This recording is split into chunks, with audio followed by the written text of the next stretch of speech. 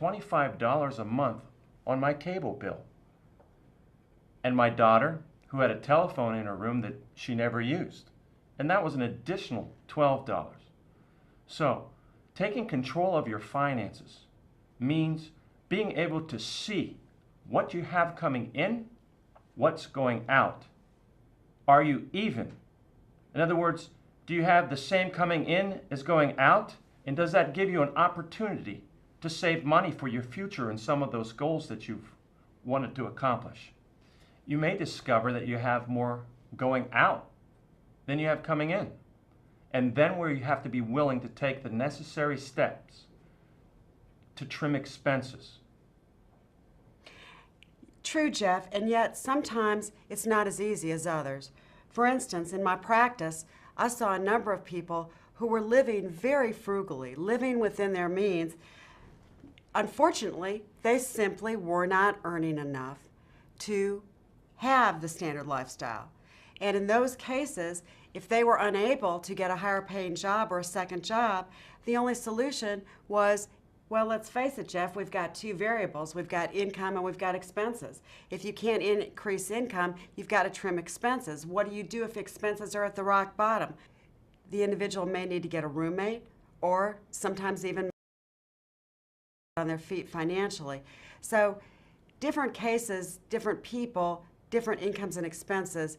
Sometimes you need to think outside of the box, sort of like going back to the story with the gold bars and the baggage. We can't be so married to our way of life that we can't be willing to change in order to balance our budget. And of course, part of balancing the budget is trying to budget as well for those important financial goals we talked about in the last section. And if you don't have the medical insurance, if you don't have a sinking fund or an emergency fund, even if your budget is balanced, you may not be budgeting for those important items. That's right, Victoria. You know, when we're talking about being willing to make the necessary sacrifices, nobody ever have said that the road to happiness is easy. There'll be some bumps along the way, and we've got to be willing to take a hard look at ourselves, the way we live, and be willing to make the necessary changes in our life. We've got to look in all our areas, find areas that we can trim expenses, because every cent that we free up, we can devote to our pursuit of happiness. That's true, Jeff, but it's also important to have a little fun along the way. I mean, as you're cutting expenses, for instance, one thing I used to like to do a lot was go to Starbucks, okay? I'll mention the name. I liked Starbucks. I liked all their little chocolate and their little cinnamon and all the stuff you could sprinkle in there, and that was just a treat to me. But I found that that treat was getting very expensive because I had a Starbucks habit. Well, rather than cutting out Starbucks entirely, I decided to make it a Friday treat. So instead of an everyday occurrence, that's my Friday treat in the afternoons. That way, I still have my Starbucks, I don't feel deprived, but I'm saving a lot of money that way. Exactly, Victoria. You know, our lives would be extremely boring. Imagine, well, why diets fail. One day somebody's eating steak and potatoes, the following day all of a sudden they're eating rabbit food and fish. Not that that's a bad thing. But 2 weeks later we have a tendency to, well, fall off the wagon. And sometimes, well, we fall off hard and binge.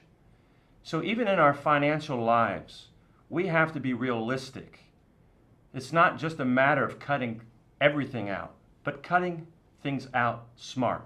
And I think brainstorming is good in this area as well. One way that I also found I could save a lot of money is, again, my habits. I have a bad book habit. I'm a big reader.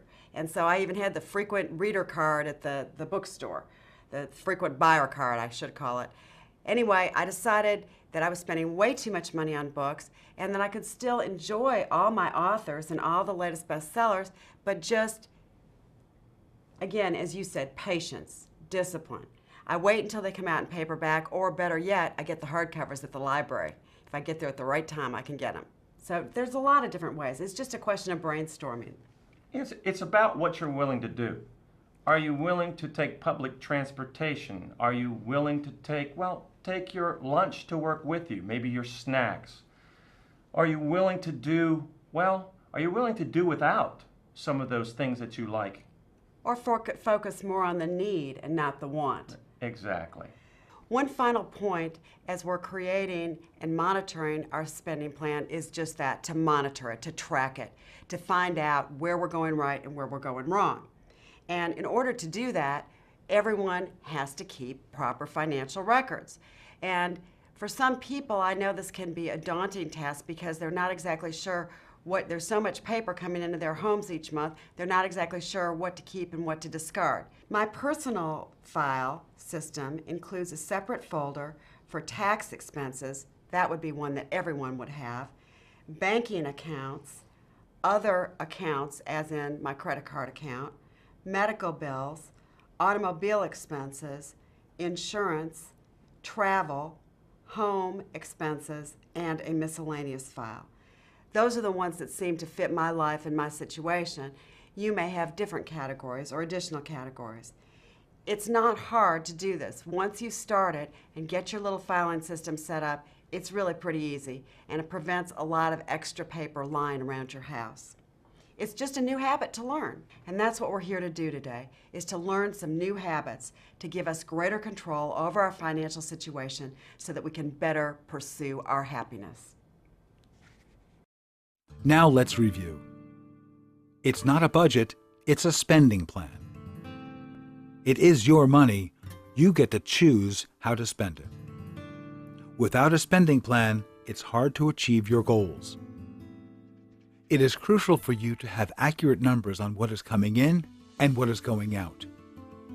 Gross income is what you are paid before deductions. Net income is what is left after all deductions such as taxes, insurance, etc. There are 3 types of expenses: fixed, variable, and periodic. A fixed expense is the same amount and same frequency each time, like rent. A variable expense is an expense that fluctuates in the amount or frequency. Examples are utilities and groceries. We have more ability to affect variable expenses. Periodic expenses are expenses that are more unexpected, such as car repairs or large medical bills. An emergency fund helps you to be prepared for periodic expenses.